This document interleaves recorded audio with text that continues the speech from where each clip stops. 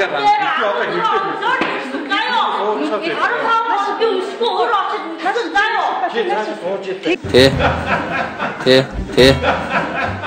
Манай Монгол улсын өнөөдрийн хууль зүйн сайдууд яатсан улсууд юм. Сайд Бямбцогт дэд сайд энх баярыг оруул арай л биш юм а. Өчигдөр оройн хятад эмэгтэй хэдэн монгол охтыг нойлын өрөөнд оруулан зураг хөргийг нь аван хятад руу WeChat-аар элгэн хятадтайгаа ярилцаж байхад нь сэрэмжтэй монголчууд барьж аван цагдаад өгсөн хэрэг гарсан.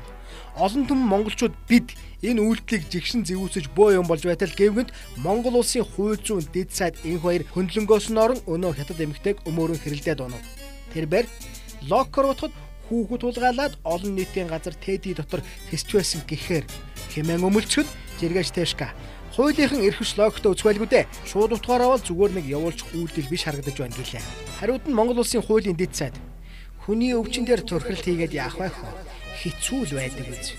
Хэмээн чин сэтгэлийнхэн углуургаас гүнээ харуулсан гашуутах маягтай үүсэн байх юм. Хүний өвчин дээр турхирах хэмээсэн Монголын сайд хүний чин сэтгэлийн өрөвдөл харуулсан.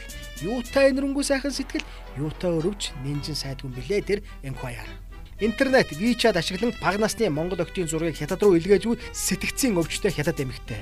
Цагдаагийн хажууд монгол хүмүүс рүү агсран орлох хятад эмэгтэй. Цагдаа шаардлага тавихаар түүнийг нь ойлгож дуулууртаагаар болцохж буй хэрэг хүлээх чадваргүй сэтгцийн өвчтэй хятад эмэгтэй.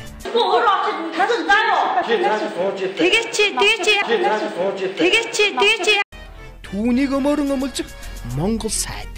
Ингээд манай дэд сайд чинь ямар аймаг сумын хүн юм болоо? Доронтих гэдэг билүү гүй билүү?